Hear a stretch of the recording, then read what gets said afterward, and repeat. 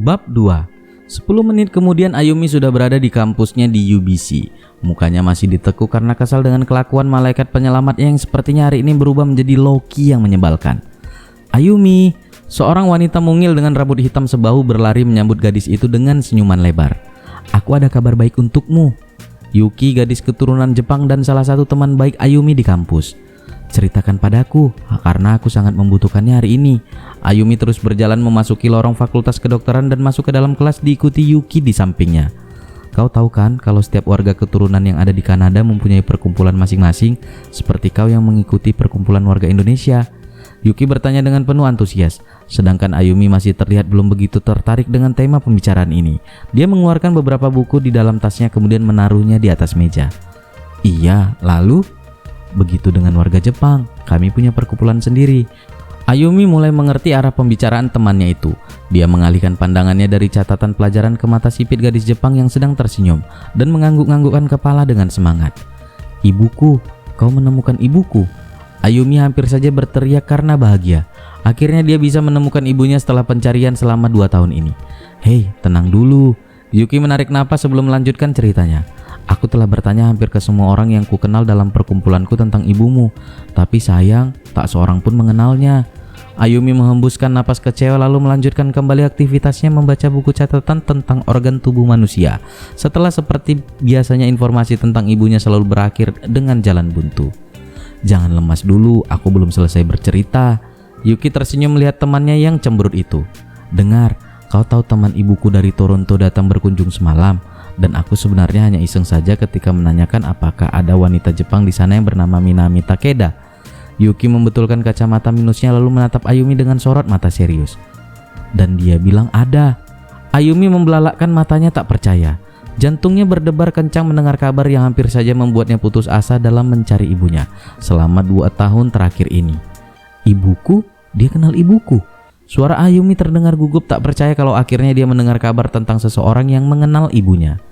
Iya, dia mengenal ibumu. Yuki tak kalah histeris karena bahagia daripada Ayumi. Mereka saling berpelukan sambil melompat-lompat tak peduli kaki mereka membentur meja. Oke, cukup, kakiku mulai sakit. Yuki menghentikan acara lompat-lompatnya lalu mengelus-elus lututnya yang terbentur meja. Berbeda dengan Ayumi yang tersenyum bahagia tak peduli dengan rasa sakit kakinya. Aku lupa, apa kau mempunyai foto ibumu? Iya, aku mempunyainya, tapi itu foto lama, bahkan sebelum aku lahir. Tidak masalah, teman ibuku meminta fotonya, siapa tahu Minami Takeda yang dia kenal adalah orang yang sama dengan ibumu. Jadi, apa kau sekarang membawanya? Ayumi mengambil dompetnya lalu membukanya. Di dalam dompetnya ada foto dia bersama ayah dan adik perempuannya Rama. Di bawah foto itu ada foto dengan kertas yang sudah sedikit menguning. Di dalam foto itu ada seorang gadis dengan pakaian yukata yang terlihat sangat cantik. Matanya bulat seperti mata milik Ayumi. Di sebelahnya berdiri dengan gagah ayah Ayumi dengan memakai yukata juga. Serta ada beberapa teman mereka yang lain dengan pakaian yang sama. Foto itu diambil pada saat festival kembang api musim panas di Jepang. Ini, Ayumi memberikan foto itu kepada Yuki dengan antusias. Wow, ibumu sangat cantik, sangat mirip denganmu. Ayumi tersenyum mendengar pujian itu. Ayumi memang sangat sering mendengar ayahnya mengatakan kalau dia sangat mirip dengan ibunya. Tapi berbeda rasanya ketika orang lain yang mengatakannya. Ada perasaan sedikit bangga. Minimal ada perasaan kalau ibunya akan mengenalnya ketika bertemu dengannya. Kau simpan foto ini, kita akan menemui teman ibuku nanti malam. Ayumi mengangguk dengan semangat. Dia tidak sabar untuk mengetahui kabar mengenai ibunya. Mereka duduk di ruang tamu rumah Yuki. Rumah bergaya minimalis oriental dengan sentuhan hiasan khas Jepang. Jadi, kau putri dari Minami? Wanita paruh baya yang masih terlihat cantik itu memandang Ayumi dengan penuh selidik. Iya, Nyonya. Ayumi menjawab dengan gugup. Dari pertama dia menginjakkan kakinya ke rumah ini, dia merasakan keringat dingin membasahi badannya dan jantungnya berdetak dengan kencang karena gugup. Ayumi tak henti-hentinya meremas jari-jari tangannya yang sedingin es. Maafkan aku, kau pasti merasa gugup karena sikapku ini. Aku hanya tidak menyangka kalau Minami sudah memiliki putri sebesar ini. Wanita yang dipanggil Yuki dengan sebutan Megumi sama itu tersenyum lembut setelah melihat Ayumi duduk dengan gugup di hadapannya. Tidak apa-apa, Nyonya. Jadi Anda mengenal ibu saya? Mata bulat Ayumi memandang penuh harap. Kau membawa foto ibumu? Hanya untuk meyakinkan saja. Aku takut kalau kita sedang membicarakan orang yang berbeda. Walaupun kau memiliki mata yang sama dengan temanku. Ayumi mengangguk lalu mengambil foto yang sudah dia siapkan di dalam dompet, kemudian menyerahkannya pada wanita itu. "Kau memang Putri Minami temanku." Wanita itu menatap foto itu dengan rasa haru. "Aku ingat foto ini aku ambil pada saat Hanabi Matsuri terakhirku sebelum aku menikah dan pindah ke Kanada." Wanita itu kembali tersenyum sambil menatap foto tua itu. "Jadi siapa namamu, nak?" Wanita itu kini menatap Ayumi dengan sorot mata lembut seperti seorang ibu menatap anaknya. "Nama saya Ayumi Maheswara."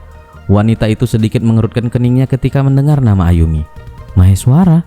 Maksudmu kau Putri Minami dan Radit Maheswara?" Wanita itu menatap Ayumi tak percaya. "Iya nyonya, ayahku Radit Maheswara. Anda mengenalnya juga?" Ayumi bertanya dengan sorot mata penasaran. "Iya, aku mengenal Radit.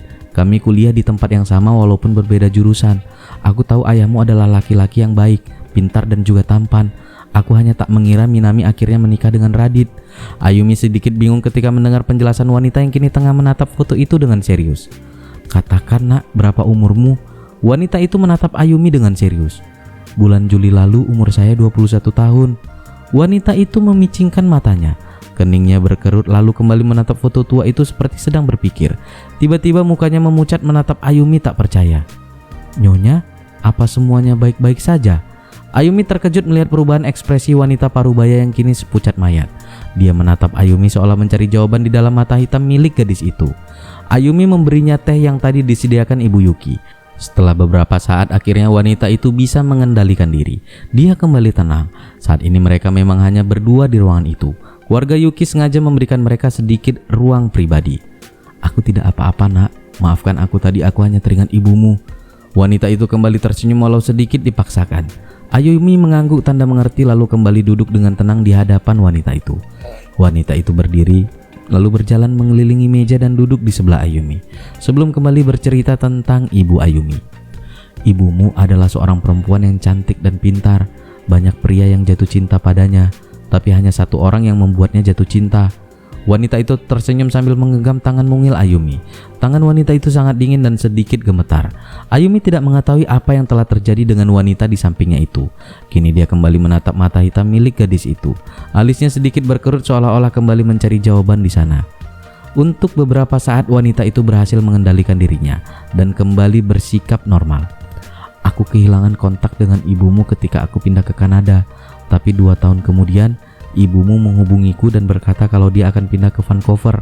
Aku bahagia mendengarnya karena aku tidak akan merasa sendiri di negara asing ini."